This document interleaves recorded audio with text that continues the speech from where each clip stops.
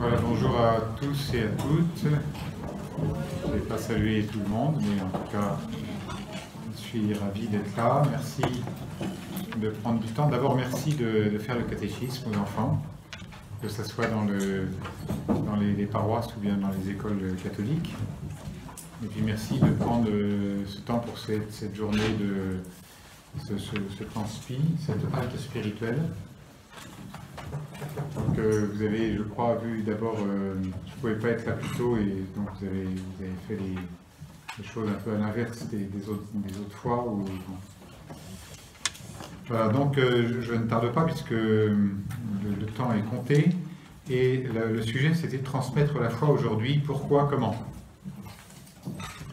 Bon, vous voyez bien que c'était un sujet inépuisable et que en 40 minutes, je ne pourrais pas dire... mais enfin, je vais dire ce que je peux là, dans le temps qui est imparti. Alors d'abord, oui, la foi se transmet. Alors, la foi se transmet. Le mot transmettre, c'est un mot qui est très important, puisque le verbe latin c'est tradere, hein, et donc ça a donné la tradition. La tradition avec un grand T, c'est pas le folklore, c'est pas... des danses folkloriques, vous voyez, ça c'est des petites traditions. La grande tradition avec un grand T, c'est justement la foi qui est transmise de génération en génération. C'est la parole de Dieu qui est transmise de génération en génération en Église. Et la foi, elle est à la fois un don de Dieu, mais c'est un don remis entre les mains de l'homme. On le verra tout à l'heure à la messe. Mais le Seigneur nous envoie. Le Seigneur nous envoie et il aurait pu peut-être choisir d'infuser vous voyez, la foi à chacun pour être sûr que le contenu ne soit pas détérioré. En fait, oui, il infuse la foi dans l'âme de chacun, mais ça passe aussi par une transmission humaine. Nous sommes responsables de la transmission de la foi. Ce que je veux dire, c'est que si on arrête de faire le caté, par exemple aujourd'hui, on arrête de faire le caté, dans 15 ans, il n'y a plus personne dans les églises. Donc en fait, la foi, elle est remise entre nos mains fragiles. Évidemment que le Seigneur peut très bien susciter la foi. On a plein d'exemples comme ça de gens qui ont trouvé la foi subitement. Il paraît qu'en Afrique du Nord, par exemple, il y a des conversions, il y a beaucoup de conversions comme ça à Jésus. Par des gens qui ont des songes, des gens qui découvrent la foi un petit peu comme Claudel, par exemple, derrière le pilier de la cathédrale, comme tant de personnes qu'on a connues, mais au fond, le régime habituel, c'est que la foi se transmet comme ça, par notre bouche, par nos mains, par notre exemple, par l'enseignement. Et le Seigneur nous a institués pour porter la bonne nouvelle. De toutes les nations, faites des disciples, baptisez-les au nom du Père et du Fils et du Saint-Esprit. Vous connaissez la finale de Matthieu, de Saint Matthieu. Nous sommes responsables de l'évangélisation. Nous sommes responsables de la transmission de la foi. Elle nous a été confiée, et puis je vous transmets ce que j'ai reçu, dit Saint Paul. Et voilà, nous avons reçu et nous transmettons. Donc votre mission est extrêmement importante pour l'Église, pour le diocèse. Elle est extrêmement importante parce que l'Évangile va passer par nos pauvres mains, par nos mains fragiles, pour que nous confessions la foi chrétienne, la foi en Jésus, nous la transmettions avec nos mots humains aux enfants que nous connaissons. Et c'est très beau parce qu'en fait, justement,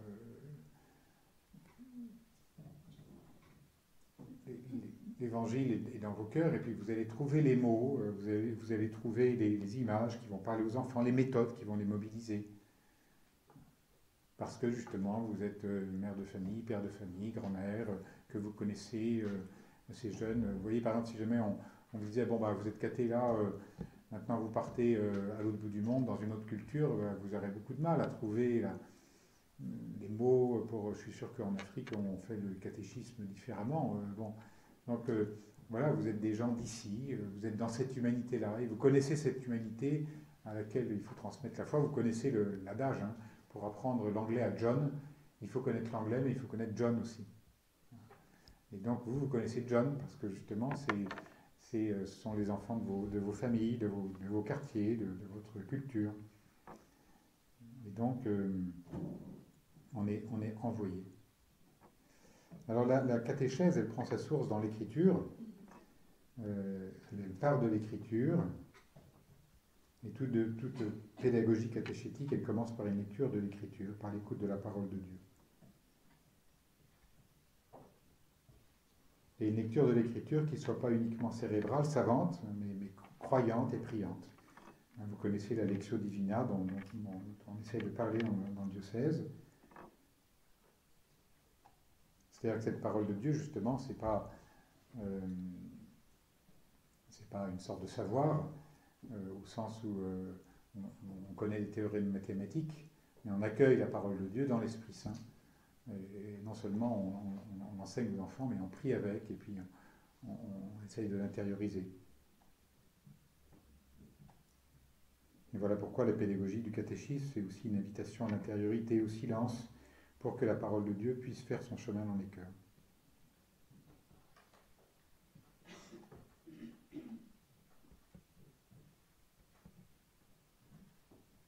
Vous savez que la foi, c'est la réponse de l'homme à la révélation que Dieu fait de lui-même. La foi, c'est une réponse libre, qui est volontaire, qui est personnelle à l'appel de Dieu. Et on est bien conscient que personne ne peut avoir la foi à notre place. C'est quelque chose d'extrêmement personnel.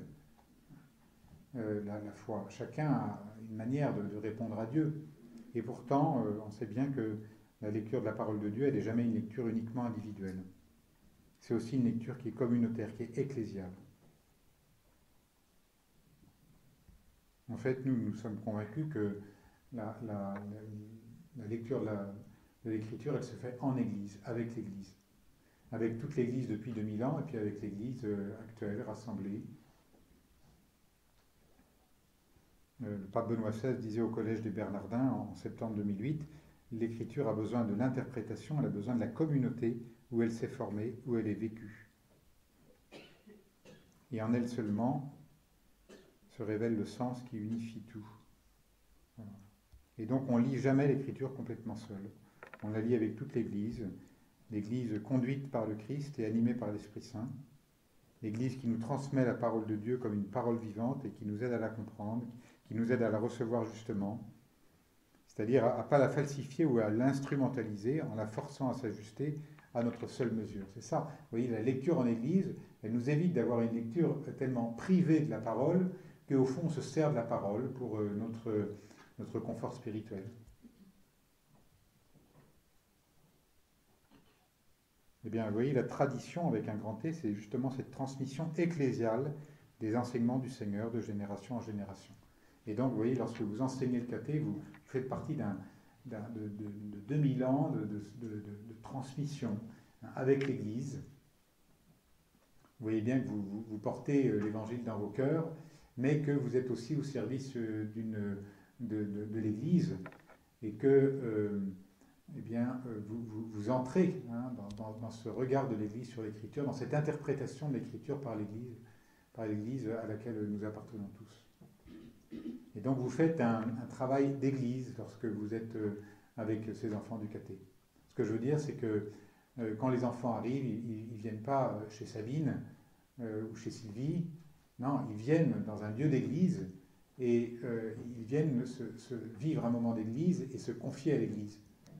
Donc ça passe par Sylvie ou par Sabine, mais au fond, on ne vient pas écouter l'interprétation de Sabine sur l'Écriture. On ne vient pas entendre les options de Sabine. On vient, on est en Église. On entre dans l'Église. Et on sait que Sabine et Sylvie ne sont pas là pour simplement nous donner leurs avis sur la question, mais elles sont là pour transmettre la foi qui est portée par toute l'Église, mais qui va aussi passer par les mots de Sabine, par la manière dont Sabine vit sa foi. On va se laisser conduire quand même par elle. Et ça, c'est très beau, parce que ça lie à la fois, vous voyez, l'engagement personnel de Sabine ou de Sylvie, mais qui est complètement dépassé parce que c'est une mission d'église. Et donc la tradition, hein, c'est une transmission vivante. J'espère que je me fais bien comprendre. Euh, c'est la transmission vivante, hein, qui enrichit de siècle en siècle la compréhension que nous avons des paroles et des gestes du Seigneur Jésus. Parce que c'est ça qu'il y a dans l'Évangile, hein, les gestes et les paroles de Jésus.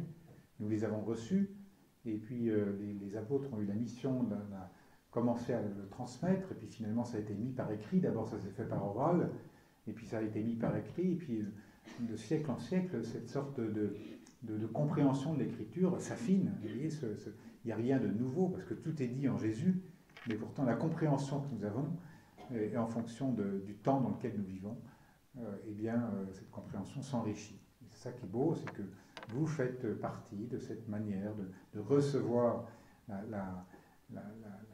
l'évangile et puis de le transmettre. Et donc c'est la transmission de cette lecture communautaire de la parole. Hein. C'est pour ça qu'il faut, il y a la parole de Dieu et puis il y a la tradition. Il y a l'écriture et puis il y a la tradition. L'écriture, ben, vous ouvrez l'évangile, vous ouvrez la Bible, et puis il y a la tradition qui est la réception, vous voyez, de cette écriture.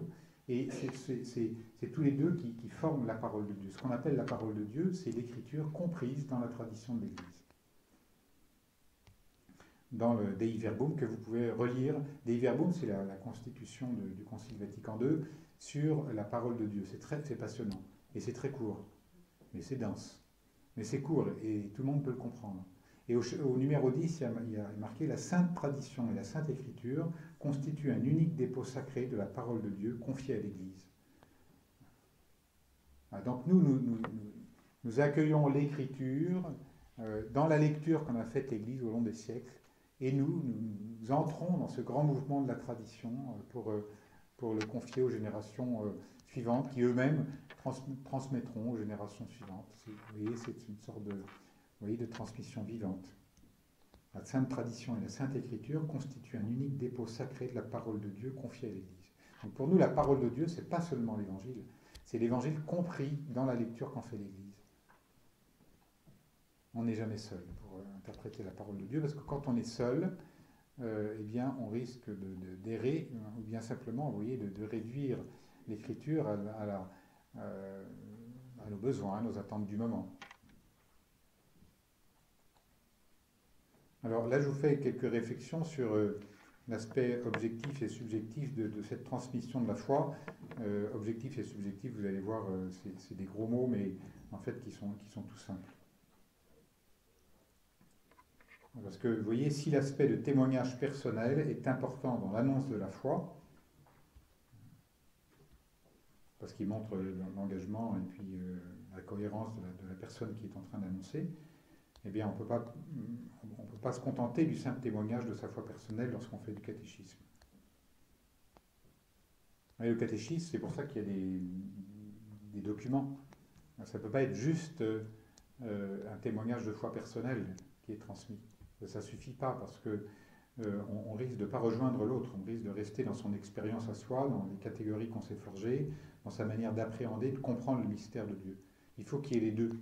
Il faut qu'il y ait vous voyez, un aspect objectif, c'est un contenu de foi qui est donné, et puis ensuite c'est donné par Sabine ou par Sylvie, comme je vous le disais tout à l'heure, c'est à chacune d'entre vous, avec ce qu'il est, avec sa manière de comprendre la foi, mais on ne peut pas tout réduire simplement à un témoignage personnel.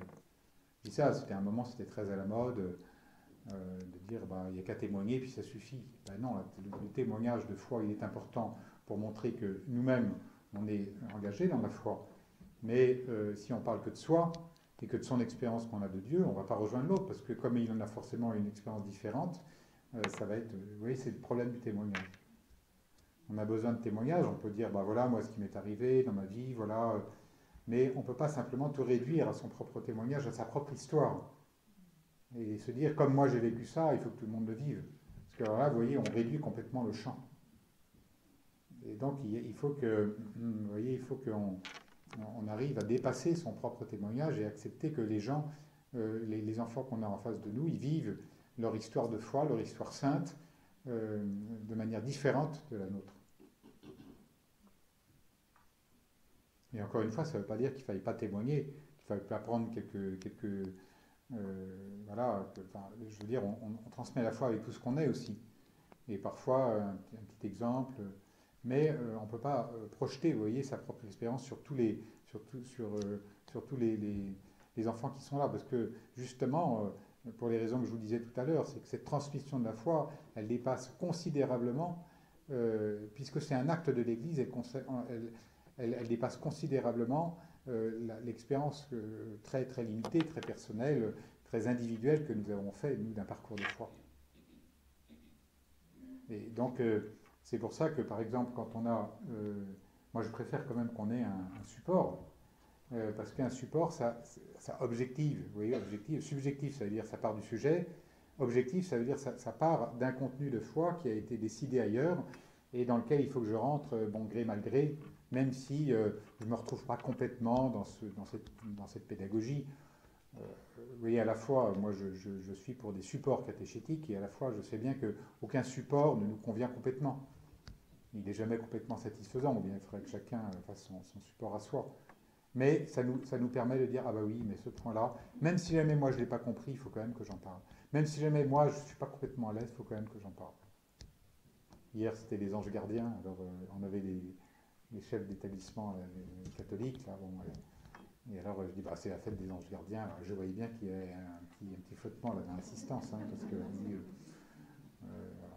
Je me rappelle avoir parlé de ça un jour aux étudiants, quand j'étais aumônier d'étudiants, là, et puis c'était réuni un 2 octobre, alors je leur dis, bon, c'est la fête des anges gardiens, je leur fais un petit speech là-dessus, et puis, juste pour leur dire, parce que voilà, c'est la foi, et alors, il y en a qui me disent, mais toi, tu pries les anges gardiens? Bah, j'ai dit, bah oui, justement, tous les matins, je prie mon ange gardien. Et du coup, il était un peu admiratif, parce qu'il se disait, moi, j'ai jamais prié mon ange gardien. Alors, donc, ça ne veut pas dire que, vous voyez, c'est le centre de la foi, les anges gardiens. Mais ça veut dire qu'il y a des choses avec lesquelles on peut être moins à l'aise, mais bah, on en parle quand même, quoi, parce que c'est la foi de l'Église, ça nous dépasse. Ça ne peut pas être réduit, vous voyez, à nos catégories, hein, ou à ce que nous, on pense. C'est pas parce qu'on n'a jamais parlé des anges gardiens que bah, il faut supprimer le chapitre ou le paragraphe qui est là-dessus dans le parcours qu'on a. Bon, c'est un petit exemple. Voilà. Donc, le catéchète, vous voyez, ou le catéchiste ou la catéchiste, se situe dans la foi de l'Église. Ça, c'est l'aspect objectif. Et donc, il doit lui-même oser un témoignage de foi, c'est son aspect plus subjectif, mais il ne peut pas en rester à une présentation uniquement personnelle de la foi chrétienne. Il a une responsabilité d'aîné, et il doit transmettre ce qu'il a lui-même reçu de l'Église en fidélité, hein, justement à son enseignement. Et une pédagogie catéchétique, elle introduit les enfants dans l'expérience d'une foi qui les précède toujours.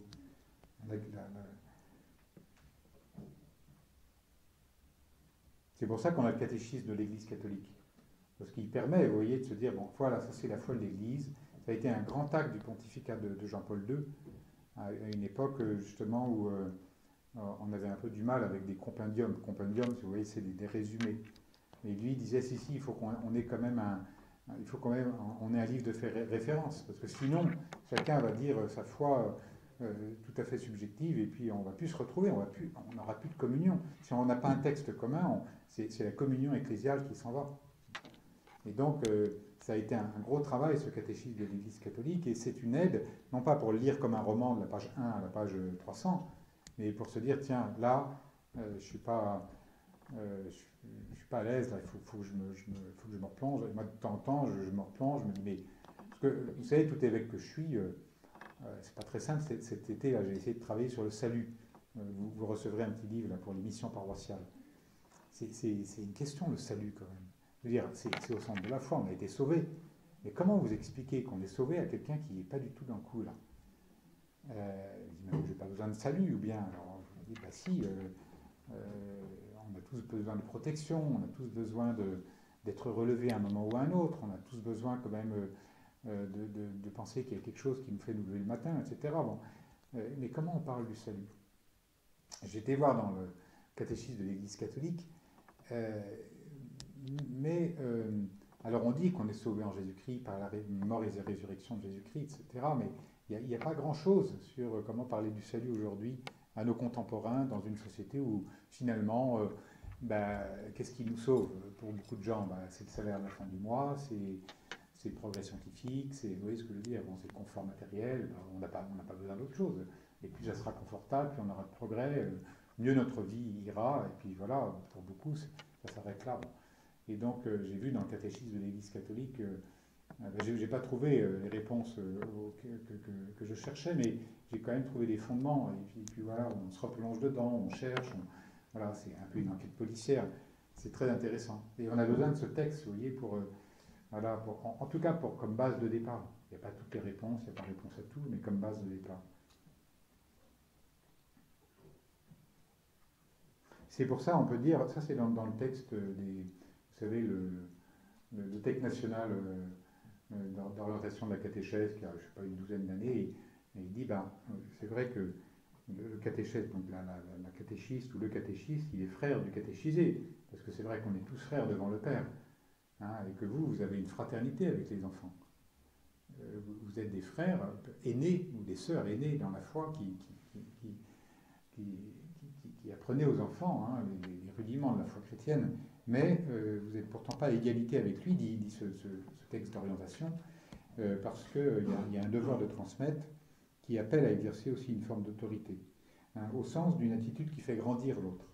Ouais, et une autorité de celui qui transmet la foi, hein, parce qu'il a un peu d'avance, parce qu'il est réfléchi, parce qu'il est aîné, parce qu'il a les mots, hein, et l'autorité qui dit, ben voilà, mais vous voyez, c'est une autorité, non pas pour taper du poing sur la table, mais c'est une autorité qui dit, ben voilà, ce que je vous amène, ce que je vous apporte, eh bien c'est l'Église qui me demande, qui m'envoie pour le faire.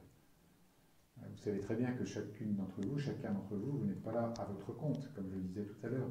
Vous êtes envoyé par l'Église, vous êtes envoyé par votre curé ou envoyé par le directeur de l'établissement catholique. Et donc c'est cette autorité hein, dont je parle, l'autorité du fait que oui, je peux parler au nom de l'Église parce que j'ai été envoyé, parce que je me suis formé, parce que j'ai un peu d'expérience, parce que j'ai une foi personnelle. C'est cette autorité dont le texte d'orientation parle.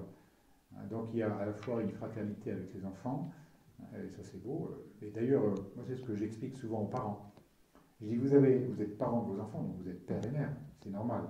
Et vous avez cette autorité parentale qui fait que c'est vous qui décidez de l'heure du dîner. Hein. C'est pas l'enfant qui dit, bah, ce soir on dînera à 22 heures parce que je suis un peu pris par ma console. Non, vous dites, c'est vous qui avez l'autorité. Vous dites ce qu'il faut faire et ce qu'il ne faut pas faire en particulier. Mais vous êtes aussi, comme parents, par le baptême, frères et sœurs de vos enfants.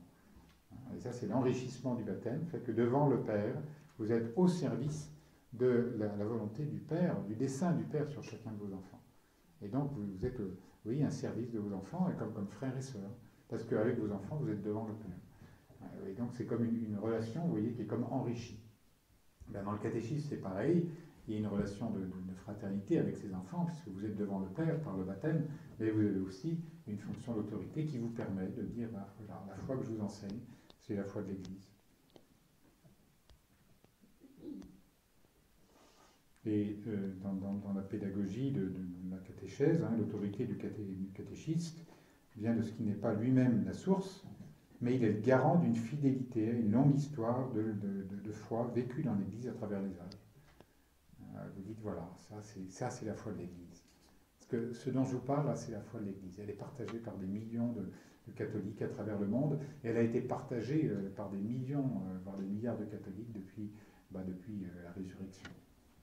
Ça c'est beau, hein, parce que ça, vous voyez, ça vous donne non pas une posture, vous voyez, autoritaire, mais la posture du témoin authentique.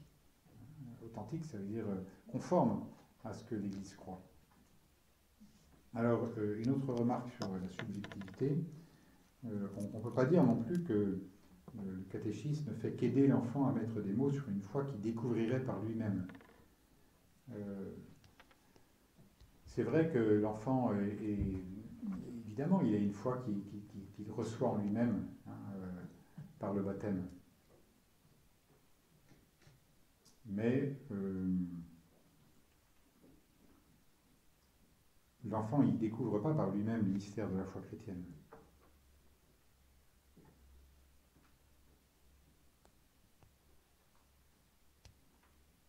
Alors évidemment, la transmission de la foi a beaucoup plus de portée si ce qu'on lui dit répond à des questions qu'il s'est déjà posées. Évidemment, ça c'est le béaba de la pédagogie.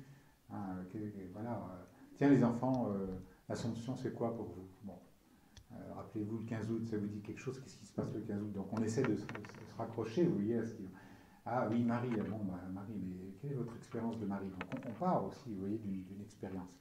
Mais il ne peut pas inventer lui-même que Marie est montée au ciel, dans son âme et dans son corps. Vous voyez ce que je veux dire? Donc on va partir de ce qu'il a compris, et puis ensuite on va compléter, on va élever, on va peut-être rectifier aussi, parce que parfois il va confondre l'Assomption avec l'Ascension. Et non, c'est pas exactement la même chose. Bon, c'est vrai qu'on s'élève dans les deux cas, mais et voilà.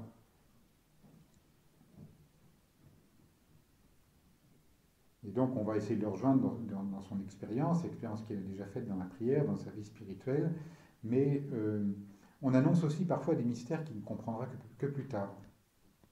C'est-à-dire on va annoncer des choses que l'enfant, il va mettre un mot, un concept, une image, peut-être un peu erroné aussi, il ne va pas tout comprendre parce qu'il était excité ce jour-là, parce qu'il n'a pas, parce qu'il n'a pas fait attention, parce qu'il pensait à autre chose. C'est des choses qui vont lui rester. Mais un jour, ces mots vont avoir peut-être un sens profond pour lui, un sens très personnel. Et c'est pas parce qu'il comprend les choses qu'intellectuellement qu'on ne doit rien lui dire.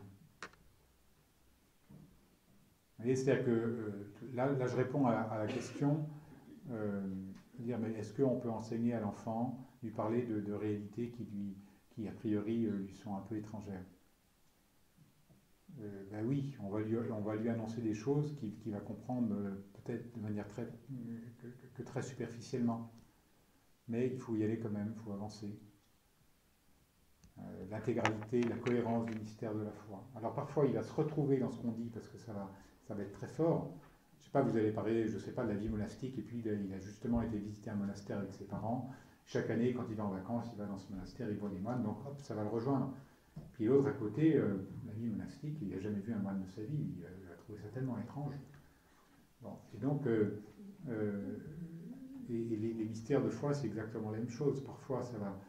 Tiens, quand vous parlez de Noël, qu'est-ce qu'ils pensent de Noël, les enfants? Parfois, c'est très léger, hein, c'est les cadeaux, la fête, la bûche. Ah bah oui, il y avait la messe, pour certains, il n'y a jamais la messe. Bon. Et on va partir de ça, mais on va lui montrer hein, ce que c'est la grandeur, l'humilité de Noël, enfin, les faire réfléchir sur ce grand mystère. Donc on va les ouvrir à des choses, vous voyez, auxquelles peut-être par expérience ils sont pour l'instant étrangers. Puis peut-être on va les toucher simplement dans le cerveau, on ne va pas les toucher au cœur. Pour eux, peut-être que ça va rester un concept, mais ils vont avoir des mots, ils vont avoir des choses qui vont rester. Et puis peut-être que dans leur vie, vous savez, ça nous est arrivé souvent, que tout d'un coup on comprend une parole de l'écriture, que tout d'un coup une fête prend tout son éclat parce qu'on l'a vécu voilà, pendant une liturgie qui nous a tellement touchés. Mais ça ne veut pas dire qu'il ne fallait pas en parler. Alors comme ça, voilà, on sème. On ne sait pas trop ce qui va germer. On ne sait pas trop ce que l'enfant va en faire.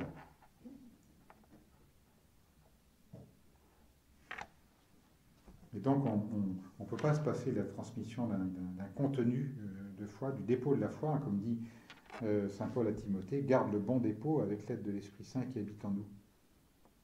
Dans ce sens, on ne peut pas se passer d'un véritable enseignement. Hein. Alors, il ne faut pas que ce soit un enseignement qui soit, qui soit tellement barbant qu'au bout de 5 minutes, les enfants s'endorment. Mais l'enseignement, ça veut dire qu'il y a quelque chose qu'on transmet qui est de l'ordre du contenu.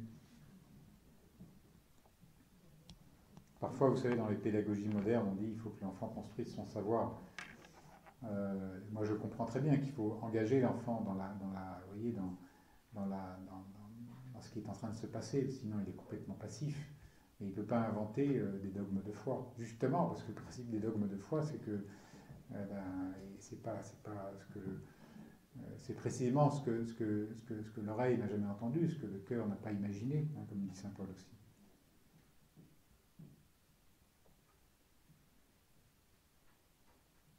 Donc on n'apprend pas seulement par l'expérience, on apprend aussi par une transmission reçue par l'intelligence. Et la révélation, elle restera toujours ce que l'œil n'a pas vu, voilà, ce que l'oreille n'a pas entendu, ce qui n'est pas monté au cœur de l'homme, ça c'est dans 1 Corinthiens 2,9. Il faut une révélation, il faut que Dieu se révèle. Vous savez très bien que ce que nous disons hein, sur Dieu, il y a ce qu'on peut comprendre par la raison et ce qu'on peut comprendre par la révélation. Moi, que Dieu soit créateur, je le comprends par la raison, je n'ai pas besoin d'une révélation pour m'apprendre ça. Parce que je vois la beauté de la création, je me dis, je vois la beauté de chaque être humain, la complexité, je me dis, mais ma raison me dit à moi que il faut qu'il y ait un grand ordonnateur de cela, il faut qu'il y ait un créateur, il faut que ça soit pensé par quelqu'un. Donc je peux très bien arriver au Dieu créateur par ma raison. Mais au Dieu Trinité, je ne peux pas arriver par la raison. Il faut que ça soit révélé, que Dieu soit Père, Fils et Esprit Saint. Déjà, c'est très compliqué à comprendre. Donc ça, je le comprends par la révélation, c'est-à-dire par l'écriture, parce que Jésus l'a dit.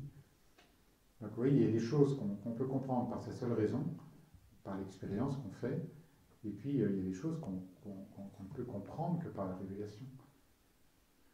Que Dieu est Père, par exemple, que Dieu est un Père. Il y a tant de gens qui disent, je veux bien croire en Dieu, mais pourquoi il y a tout ce mal dans le monde? Pourquoi est-ce qu'il y a voilà, toute cette souffrance? Pourquoi est-ce que la nature, par exemple, pourquoi est-ce qu'il y a des accidents, etc. Comprendre que Dieu est Père, vous voyez, c'est pas. Alors on peut voir que Dieu, par la raison que Dieu est créateur, mais beaucoup de gens disent, mais ensuite il nous a laissé tomber. Alors que la paternité de Dieu, ça, il faut que j'entende Jésus et l'Esprit Saint qui me mettent dans mon cœur. Voilà, et donc on dit ces choses nouvelles aux jeunes. Alors il faut les dire pour qu'elles soient reçues, hein, évidemment. Il faut que on n'est pas là à lire 10 pages de texte sans lever la tête. Et, donc il y a des pédagogies, il y a des manières de faire, il faut que ça soit entendu, il faut pas que ça soit. L'autre jour j'entendais que même les adultes, au bout de 53 minutes, ils ne peuvent pas entendre une conférence de plus de 53 minutes. On avait la prédication, on était en retraite avec les évêques il y a 10 jours, et le prédicateur nous disait, bon voilà, moi j'ai vu que c'était pas au-delà de 53 minutes, donc il faisait des enseignements de 50 minutes. Bon, donc il faut tenir compte de ce que les enfants sont prêts à recevoir, mais il ne faut pas hésiter, vous voyez, à leur dire du nouveau. Et ça n'enlève rien justement à la nécessité pour l'enfant d'intérioriser ce qu'il apprend, ce qu'il comprend. C'est sa liberté qui est suscitée parce qu'on lui dit les mystères de la foi. Et ensuite, la foi, c'est un acte de la liberté qui va dire oui, qui va dire je crois. Je me souviens quand j'étais curé là, à Neuilly, on prépare les enfants à la profession de foi en 5e. Puis je dis bon, ok, maintenant on va dire le credo tous ensemble. Bon, c'était une séance de caté. Il y en a un qui était capable de dire le credo. Alors je me dis, les gars, ça fait, bon, ils ont fait CE2, CM1, CM2, 6e, 5e, au bout de 5 ans, ils sont toujours pas capables de dire le credo. Et alors je voyais les juifs, parce qu'à Neuilly, où j'étais curé, il y a 25% de juifs. Je peux vous dire que eux, sur leur foi, ils étaient au taquet, quoi. Ce qui nous manque dans la catéchèse, c'est pas de leur asséner le credo. En fait, ce qui nous manque, c'est qu'on n'a pas de technique pour leur dire. Vous voyez, on ne s'occupe pas beaucoup de savoir comment ils pourraient redire ce qu'ils ont appris au catéchisme. Et donc, là, on leur dit, mais qu'est-ce que tu as à dire de ta foi? Ils ne savent rien. Ils ne savent pas, parce que je crois qu'on ne les a pas entraînés. C'est ça qui nous manque parfois dans nos méthodes. On ne les a pas entraînés à dire, bon, maintenant, qu'est-ce que vous avez compris aujourd'hui? Si vous étiez dans la cour de récréation et que tu disais, tiens, j'ai fait ma profession de foi hier, dimanche, le lundi, qu'est-ce que tu dirais à tes amis qui t'interrogeraient pour dire, qu'est-ce que tu as fait hier? J'ai fait ma profession de foi. C'est quoi? Parfois, ils sont bien en peine, parce qu'on ne les a pas exercés, vous voyez, à redire. Et quand ils disent, ça veut dire qu'ils ont intériorisé. Je trouve que là, on n'a pas été assez loin, justement, dans la pédagogie du. Alors, il y a un moment où on disait, bon, il suffit d'apprendre par cœur. Moi, je pense que le par cœur, c'est important. Il suffit pas de savoir par cœur pour être capable de dire quelque chose de personnel. Je pense qu'il faut qu'il y ait, par exemple, des phrases d'évangile, peut-être des formules, voilà, qui leur donnent les mots, parce que le par cœur, en fait, ça sert à ça. Ça sert à leur donner des expressions, à leur donner des mots, du vocabulaire, pour qu'ils soient à la disposition quand ils ont envie de dire quelque chose. Mais ce quelque chose qu'ils ont à dire, il faut que ça excède, si vous voulez, le par cœur. Parce que si jamais dans la cour quelqu'un lui dit mais c'est quoi ta profession de foi, il ne va pas réciter le credo. Le credo, c'est un premier pas. Il faudrait qu'il sache, bah, tu vois, moi j'ai la foi chrétienne, je crois au Christ. Bah, souvent, ils ne sont même pas capables de dire ça. Ça, je crois quand même que c'est notre problème. C'est qu'ils font 50 catés, au bout de 5 ans, on leur dit, c'est quoi ta foi? Bah, ils sont bien en peine de le dire, parce que parfois ils n'ont pas le vocabulaire, ils n'ont pas les mots, et puis ils n'ont pas les expressions. Peut-être que ça vient plus tard ensuite.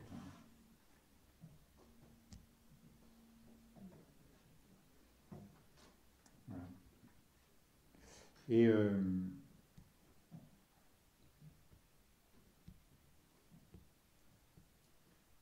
alors parfois ce qu'on apprend rejoint notre vécu, hein. Et parfois il faut attendre pour que notre vécu rejoigne ce qu'on a appris. Ce que je vous ai expliqué tout à l'heure avec l'Assomption.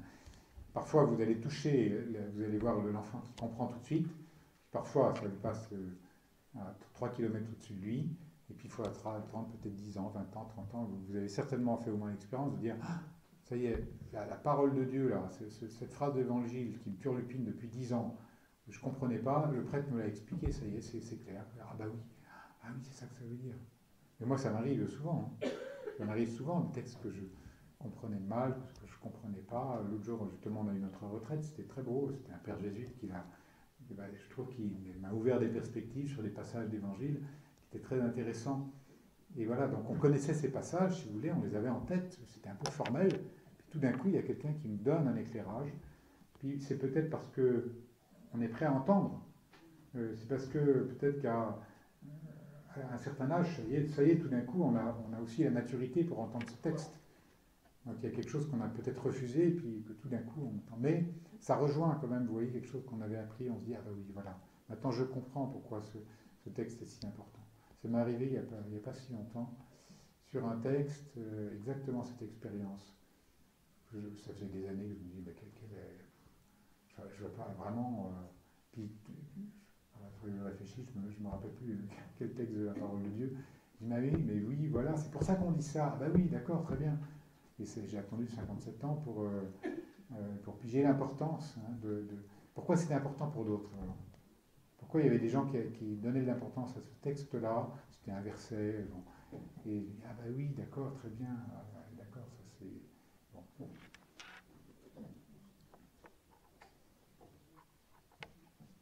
Et la transmission, c'est justement, vous allez poser des mots, vous allez poser des images, vous posez un cadre, vous allez poser des repères, vous allez faire contempler des passages de l'Évangile qui retentiront peut-être un jour dans l'esprit, dans l'âme, dans le cœur de l'enfant. Et donc ça, faut pas hésiter, parce qu'on n'est pas du tout propriétaire hein, de ce qu'on dit. Et il y a toujours eu des incompréhensions face aux paroles et aux gestes de Jésus. Tu comprendras plus tard, dit Jésus à Pierre au moment du lavement des pieds. Rappelez-vous que devant les paraboles, beaucoup ne comprennent pas, ils se sont bouchés les yeux, ils sont devenus durs d'oreille. Il y a beaucoup de choses que Jésus dit qui n'est pas compris. Et puis justement, c'est ça qui est très beau, l'évangile a été écrit parce que les chrétiens se sont souvenus des paroles et des gestes de Jésus qui avaient pris un sens et dont ils n'avaient pas vu l'importance au moment où ça s'est passé, au moment où ça a été entendu. Voilà, on n'est pas maître de ce qu'on transmet, et ça nous échappe. Et je crois qu'il faut beaucoup d'humilité pour semer sans voir la semence qui grandit, sans voir comment elle grandit dans le cœur d'un enfant. Mais ça ne vous empêche pas de semer, de dire, d'annoncer, de transmettre le message de Jésus. Voilà, et puis ça tombe. Voilà. Et ça, je crois que c'est une mission extraordinaire. Et non seulement on va faire découvrir le Christ à un enfant, mais on va le faire se découvrir lui-même dans le regard de Jésus.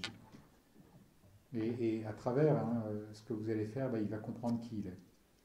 Il va comprendre combien il est aimé de Dieu sans condition et comment sa vie peut être la réponse à un appel, hein, qu'il n'est pas le seul, mais qui peut engager un dialogue avec le Père dans la prière. Et au caté, vous voyez, on va à travers ça, on va ouvrir l'immense champ des relations aux autres, en lui apprenant à regarder les autres comme des frères et des sœurs. On va lui ouvrir aussi les portes du royaume à bâtir en vivant l'évangile en disciple du Christ. On va le rendre responsable du monde dans lequel on vit. Je vous dis un peu tout ce que vous faites. On va aussi lui ouvrir les portes de son être intérieur dans lequel Dieu Trinité a fait sa demeure. On va lui apprendre son immense dignité, la dignité de sa vie, de toute sa personne et de son corps, qui est le temple de Dieu. On va lui apprendre qu'il a une vie propre, qui lui appartient, qu'il peut se poser et regarder justement cette vie dans la lumière de Dieu, les événements de son existence. On va apprendre à rendre grâce, à relire ce qui lui est arrivé, à louer le Seigneur, à prendre des décisions dans la lumière de l'Esprit. On va lui apprendre le pardon, la miséricorde de Dieu, que Jésus a vaincu la mort et puis qu'il n'y a plus d'impasse. On va lui apprendre à se laisser conduire par l'Esprit Saint dans un chemin de résurrection. On va lui apprendre qu'il peut être ministre, artisan de ce pardon pour les autres et que l'offense peut être vaincue par la miséricorde. Hier, j'ai déjeuné avec l'équipe. Vous savez, peut-être vous avez été voir le spectacle là, sur Bernadette, là, comédie musicale. Et puis hier, j'ai invité le producteur et puis les acteurs à déjeuner avec moi. Parce que c'est leur dernière semaine. Et j'ai dit, venez, on a partagé un peu. Alors il y en a un qui me dit, bon, vous savez, moi j'ai été touché parce que du coup, évidemment, on a été à la grotte, on a été au sanctuaire, on a été voir les malades. Il me dit, j'ai repris confiance dans l'humanité en voyant ce qui se passait à Lourdes, parce que j'avais perdu confiance. C'est beau ça. Un témoignage tout simple, hein, en voyant ces malades qui étaient là. J'ai repris confiance dans l'humanité. Bah, oui, c'est ça qu'on annonce aux jeunes. Et donc, vous voyez, cette belle... on va apprendre aux enfants que nous sommes faits pour aimer, pour servir, pour avoir le regard tourné vers l'autre. Et que c'est ça la suite de Jésus. On va lui apprendre à vivre l'Évangile et à trouver sa joie de vivre. On va lui apprendre la joie qu'il y a à louer Dieu, à lui parler, à s'abandonner à lui, à lui faire confiance. Et vous voyez, pour un enfant à qui on n'offre que des écrans, tout ça, ce sera une bonne nouvelle. Et pour un enfant dont les parents ne s'entendent plus, ça sera une bonne nouvelle. Et pour un enfant à qui on ne présente comme perspective d'avenir que l'espoir d'avoir un bon salaire et une belle maison, ça sera une bonne nouvelle, tout ce que vous lui dites. Et pour un enfant qui vit dans des conflits incessants et qui ne sait pas comment réagir devant ces tensions, tout cela, ça sera une bonne nouvelle.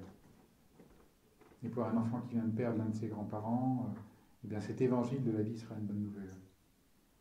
Et pour un enfant qui est en train de se construire, qui construit sa vie, qui commence à se projeter dans l'avenir, ça sera encore une bonne nouvelle. Pour un enfant qui se demande comment aimer, comment être aimé, pour un enfant qui découvre le monde, qui découvre la création s'émerveillant devant elle, pour un enfant qui cherche à se comprendre, qui découvre ses talents, tout cela, ce sera une bonne nouvelle. Et donc vous voyez, tout ce que vous avez annoncé, tout ça, ce sera une bonne nouvelle pour lui, même s'il ne vous le dit pas en sortant. Quoi. Évidemment, les enfants vous disent, oh, c'est tellement formidable ce que vous avez dit aujourd'hui. Ça m'a tellement fait grandir, vous savez. Bon, évidemment, ça ne se passe pas comme ça. Mais en fait c'est ça qui se passe. Voilà. Parce qu'on ne va pas lui présenter un système, une doctrine, on va lui proposer d'entrer dans une relation vivante avec le Seigneur. Alors pour finir, je vous lis quelques, parce que je confirme dans une parole du diocèse, là, samedi, et puis j'ai lu les lettres des confirmants. Alors je vous lis quelques pépites. Étant plus jeune, je me suis fait baptiser et j'ai beaucoup participé au catéchisme, dont je garde d'ailleurs de bons souvenirs. Bon, vous voyez, ils ont 15 ans, 14 ans, 15 ans. La place de Dieu est très importante dans ma vie. Il me permet de pardonner, de faire le choix juste, mais aussi de faire véhiculer du bonheur et de la joie. Quand j'ai besoin du Seigneur, il est toujours là. Vous voyez, ça, c'est des jeunes qui écrivent, hein. C'est des verbatims. Là. Un autre. Dieu est toujours là quand on a besoin de lui. Je lui parle de mes difficultés dans la foi, j'ai toujours l'impression qu'on est en communication. Un autre. Dieu a une place dans ma vie. Je le prie tous les jours à table, avant et après le repas, et le soir avant de me coucher. Je lui parle le plus souvent de mes joies et de mes difficultés, et je lui demande de l'aide. Je le remercie aussi. Un autre, ou une autre. J'ai besoin de calme pour penser au Seigneur Dieu. Je lui parle de mon avenir. Ou bien, mon rôle de responsable m'a permis de partager mon amour avec le Christ. Un autre. J'attends que le sacrement de confirmation me donne la force de l'Esprit Saint. Je désire qu'il me guide pour mon avenir et me soutienne dans mes engagements pour rendre service aux autres. Un autre. Je crois que la confirmation va me permettre de prier plus régulièrement et de m'ouvrir davantage aux autres pour les aider et leur rendre service. Et enfin, j'ai décidé de préparer le sacrement de confirmation pour être du côté de Dieu et de Jésus jusqu'à ma mort. Bah, c'est beau, vous voyez tout ça. Et ça, c'est des jeunes que vous avez catéchisés. Parce que ces témoignages, je les reçois pour la confirmation à chaque fois. Donc je voulais vous les lire parce que je préparais les deux choses en même temps, une petite intervention là, et puis mon homélie pour cette paroisse. Et il me dit en fait, voilà, quelques années plus tard, ils sont capables d'écrire ça. Alors, vous n'allez pas le savoir parce qu'ils ne vous le disent pas, mais en fait, c'est ça la réalité. Et ça, c'est ce qui justifie nos efforts pour transmettre la foi. Et c'est pour ça qu'on ne fait pas que faire un discours. En fait, on met en relation. À travers tout ça, vous mettez en relation. Faire le catéchisme, c'est enseigner le credo, certes, mais c'est aussi apprendre à prier. C'est faire réfléchir à la façon dont la foi doit être traduite dans les actes. Ça, c'est la morale. Et comment elle se nourrit de la grâce de la vie de Dieu dans les sacrements.